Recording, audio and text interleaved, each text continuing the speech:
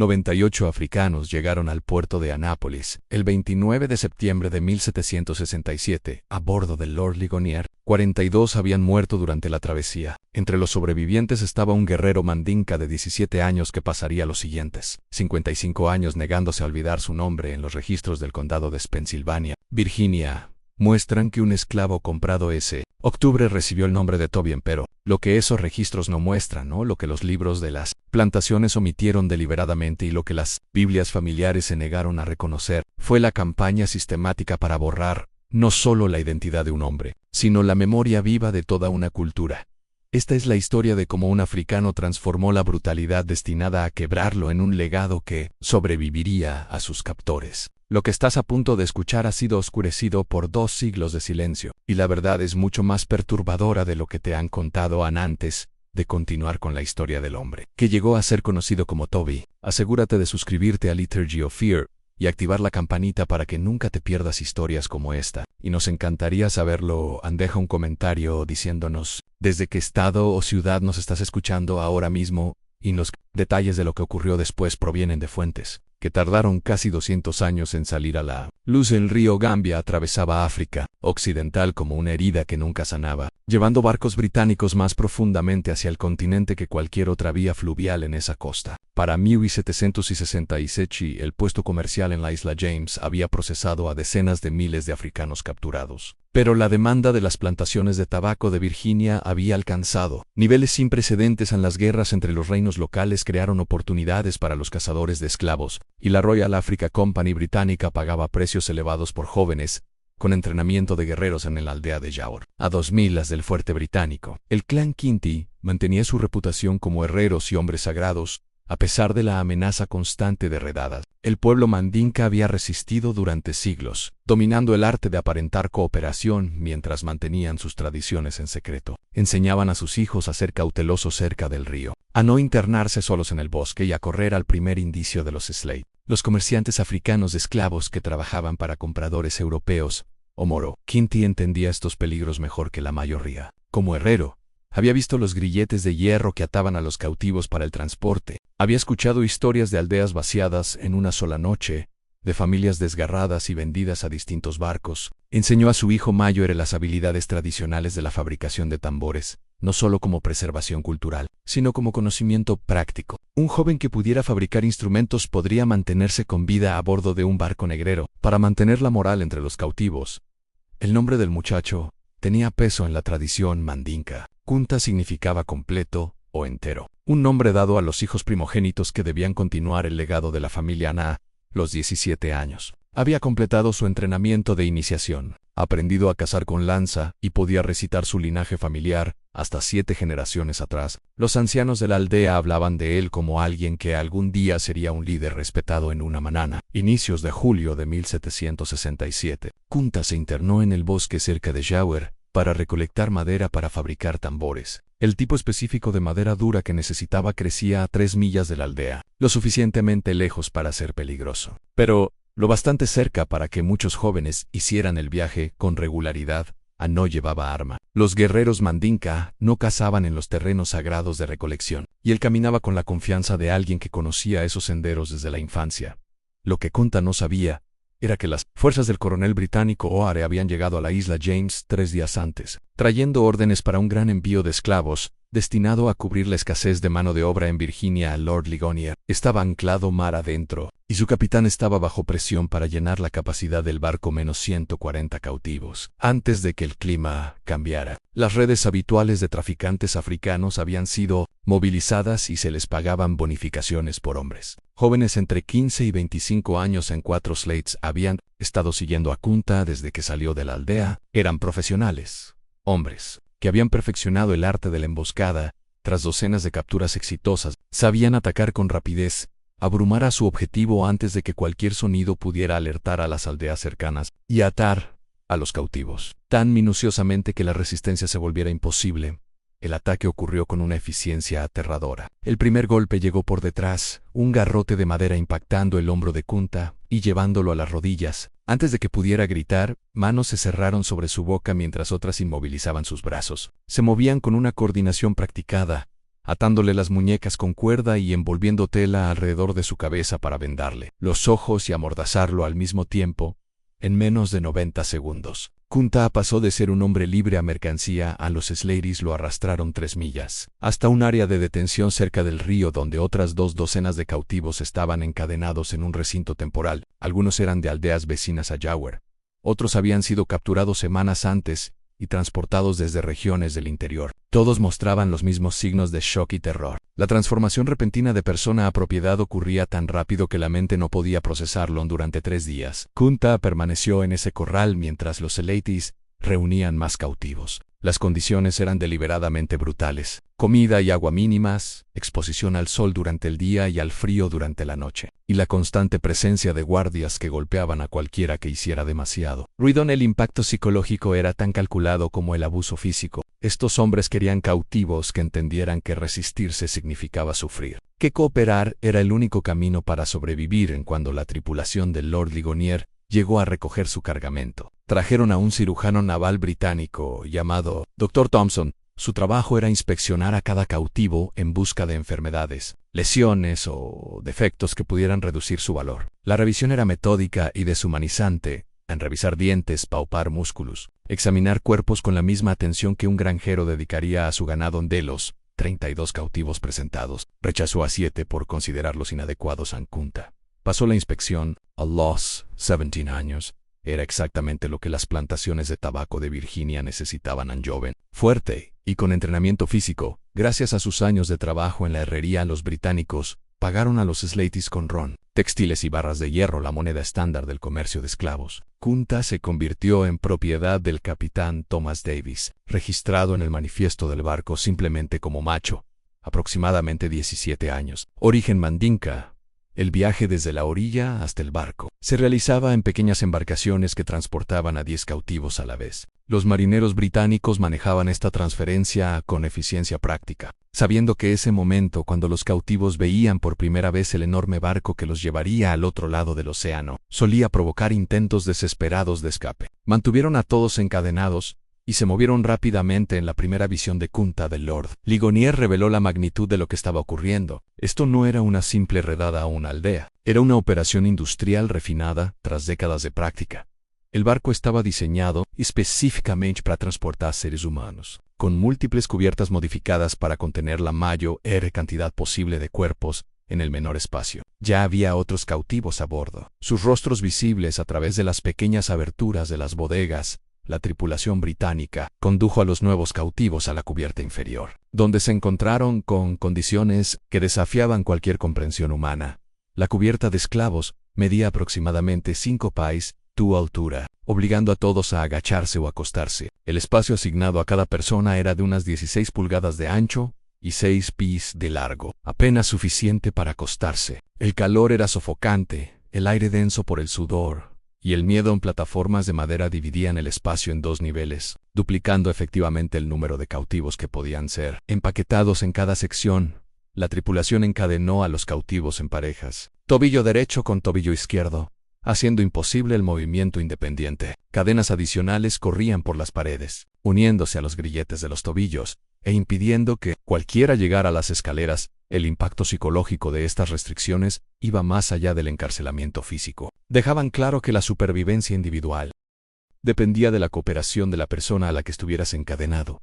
Kunta se encontró encadenado a un hombre llamado Fanta, capturado de una aldea a 50 millas tierra adentro. Ninguno hablaba con fluidez el dialecto del otro, pero compartían suficientes raíces mandinka en común para comunicarse sobre necesidades básicas. Fanta había estado encarcelado durante 2 semanas y conocía las rutinas del barco cuando llegaba la comida, cómo posicionar el cuerpo para evitar los peores calambres, que marineros británicos eran los más propensos a propinar golpizas al azar. El Lord Ligonier permaneció anclado durante otra semana, mientras el capitán Davis negociaba con los comerciantes costeros para obtener más cautivos. Durante este tiempo, las condiciones en la cubierta inferior se deterioraron rápidamente. Los británicos proporcionaban comida una vez al día, una mezcla de frijoles, ñames y, ocasionalmente, pescado servido en cubos comunales que compartían 10 personas. El agua llegaba 2 veces al día en raciones pequeñas que dejaban a todos en un estado de sed crónica.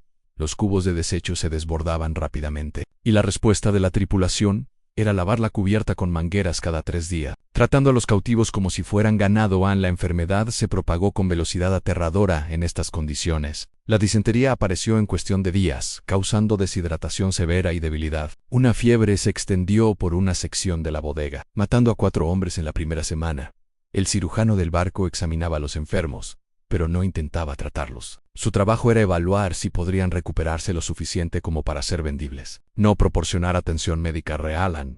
El 5 de julio de 1767, el Lord Ligonier partió de África con 140 cautivos encadenados bajo cubierta. El capitán Davis registró en su bitácora que estaba satisfecho con la calidad del cargamento y esperaba un viaje rentable. Lo que no registró fue la brutalidad sistemática necesaria para mantener el control sobre tantas personas desesperadas, atrapadas en condiciones de pesadilla en el pasaje medio. El viaje a través del Atlántico desde África hasta las Américas normalmente tomaba entre 6 y 12 semanas dependiendo del clima. La ruta del Lord Ligonier los llevaría más allá de las islas de Cabo Verde, luego hacia el suroeste, a través del punto más ancho del océano, antes de atrapar los vientos alisios hacia el Caribe y ascender por la costa de Norteamérica hasta Anápolis para los cautivos. El viaje se convirtió en un ciclo interminable de sufrimiento, interrumpido solo por breves momentos en la cubierta. La política británica exigía sacar a los esclavos una vez al día para hacer ejercicio en 30 minutos de movimiento forzado. Todavía encadenados supuestamente para evitar la atrofia muscular, pero en realidad para reducir la tasa de mortalidad lo suficiente como para proteger las ganancias. Estos momentos proporcionaron la primera oportunidad para que los cautivos se comunicaran a través de las barreras lingüísticas y reconocieran la magnitud de su situación colectiva.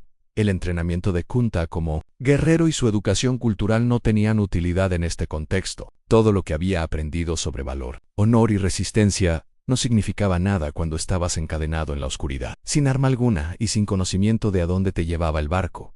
El tormento psicológico era metódico, aislamiento de todos los que compartían tu idioma, incertidumbre sobre tu destino, debilidad física por la escasa comida y agua, y una mente incapaz de pensar con claridad. Pero Kunta notó patrones en el comportamiento de la tripulación británica. Los marineros que traían la comida eran menos vigilantes durante el mal tiempo. El ejercicio en cubierta ocurría a la misma hora todos los días, a menos que hubiera tormenta. El cirujano casi nunca bajaba a la bodega entre inspecciones formales. Estas observaciones no significaban nada para un escape inmediato, pero indicaban que las operaciones del barco seguían rutinas, que quizás podrían explotarse en el futuro.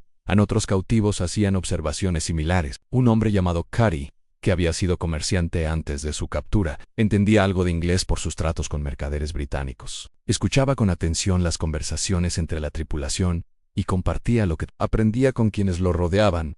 El barco se dirigía a Naples, que algunos cautivos reconocieron como la pronunciación mandinka de Anápolis. Serían vendidos en una subasta para trabajar en plantaciones de tabaco. Los británicos esperaban que la mayoría de ellos murieran en un plazo de 10 años debido a las brutales condiciones de trabajo. Esta información creó un dilema imposible. Varios cautivos discutieron la posibilidad de intentar una rebelión, una vez que suficientes de ellos estuvieran en la cubierta al mismo tiempo, pero los grilletes hacían casi imposible cualquier acción coordinada, y la tripulación británica estaba armada con mosquetes y sables. En cualquier rebelión fallida resultaría en la ejecución inmediata de todos los involucrados. El cálculo del riesgo era brutal. Intentar escapar y morir casi con certeza, o aceptar la esclavitud con la mínima posibilidad de libertad. Futuran Kunta escuchaba estos debates, pero no participaba. Su padre le había enseñado que los guerreros eligen sus batallas basándose en una evaluación realista de las posibilidades de victoria, no en el orgullo o la desesperación. Todo en su situación actual hacía que la rebelión fuera un suicidio, pero archivó cada detalle sobre las rutinas del barco, cada debilidad en los procedimientos de la tripulación británica, cada fragmento de información que pudiera ser útil más adelante. En 3 semanas después del viaje, una fiebre se extendió por la bodega con velocidad devastadora. Las mismas condiciones que hacían el espacio infernal, calor extremo, falta de ventilación, agua contaminada, saneamiento inadecuado, crearon el ambiente perfecto para enfermedades infecciosas a hombres que habían sobrevivido a la captura y al traslado. Hasta el barco morían encadenados a sus compañeros. Sus cuerpos quedaban en su sitio durante horas o incluso días, hasta que la tripulación se daba cuenta y los retiraba Ann, el cirujano del barco. Dr. Thompson registraba cada muerte en su bitácora con desapego clínico. Según sus cálculos, una tasa de mortalidad del 15% era aceptable en los viajes esclavistas. Una del 30% requería investigación. Si las muertes superaban el 40%, el capitán enfrentaría escrutinio por parte de la Royal Africa Company por mala gestión. Los muertos no eran personas que habían perdido la vida, eran inventario que afectaba los márgenes de ganancia en el compañero de Kunta. Fanta desarrolló la fiebre durante la cuarta semana. Los primeros síntomas eran inconfundibles: escalofríos violentos a pesar del calor sofocante, fuerte dolor de cabeza, delirios crecientes. Fanta permaneció lo bastante lúcido como para reconocer lo que le estaba ocurriendo, y en un momento de desgarradora claridad, se disculpó con Kunta por lo que vendría después. En 2 días, Fanta murió, y Kunta pasó 18 horas encadenado a un cadáver antes de que la tripulación británica lo notara y retirara el cuerpo. La tripulación no le asignó un nuevo compañero a Kunta en su lugar. Acortaron su cadena de tobillo y la fijaron directamente a la pared, dándole aún menos movilidad que antes. Este aislamiento no fue intencional. La tripulación simplemente no había capturado suficientes esclavos para reemplazar a todos los muertos, pero intensificó el tormento psicológico de Kunta durante semanas. Existió en un estado de casi total privación sensorial, rodeado de personas que sufrían, pero incapaz de comunicarse de manera significativa con nadie, justo cuando creíamos comprender el horror completo del pasaje medio. Las condiciones a bordo del Lord Ligonier empeoraron aún más. En el clima se volvió violento mientras el barco se acercaba al centro del Atlántico, y lo que ocurrió después pondría a prueba la voluntad de vivir de cada superviviente en sí. Esta historia te resulta tan perturbadora como a nosotros. Dale me gusta para apoyar nuestro contenido. Comparte este video con alguien que necesite conocer esta historia y suscríbete. A Liturgy of Fear. Continuemos con la pesadilla que aún estaba desarrollándose. La tormenta golpeó durante la 7ª semana en el mar. Las tormentas atlánticas a finales del verano ponían a prueba incluso a barcos experimentados como el Lord Ligonier. El capitán Davis había cruzado esta ruta unas 2 docenas de veces, pero cada viaje traía condiciones capaces de volverse mortales. En cuestión de horas, las primeras señales llegaron al amanecer. Un cambio repentino en el viento, nubes acumulándose en el horizonte occidental, una caída ominosa en la presión atmosférica que hacía que el aire se sintiera denso y opresivo. Davis ordenó a la tripulación asegurar toda la carga y prepararse para mares agitados, para los cautivos encadenados bajo cubierta. Esta preparación no cambió absolutamente nada. Permanecieron amarrados en las mismas posiciones, pero ahora el barco comenzó a inclinarse y sacudirse con creciente violencia. Hombres que estaban acostados fueron lanzados de repente contra sus cadenas mientras la nave.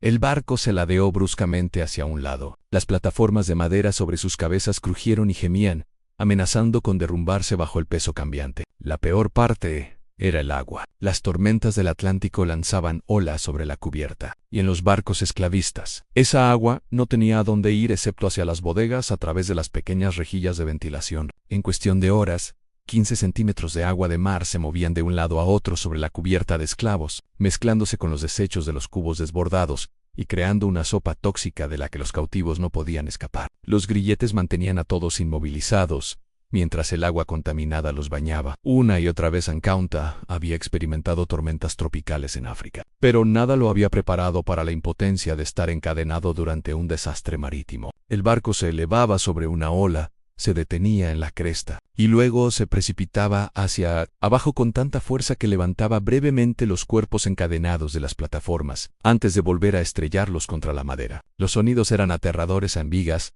crujiendo bajo tensión. Los miembros de la tripulación, gritando órdenes arriba, y a su alrededor los gritos de hombres convencidos de que el barco se hundiría y morirían ahogados mientras estaban encadenados en la oscuridad.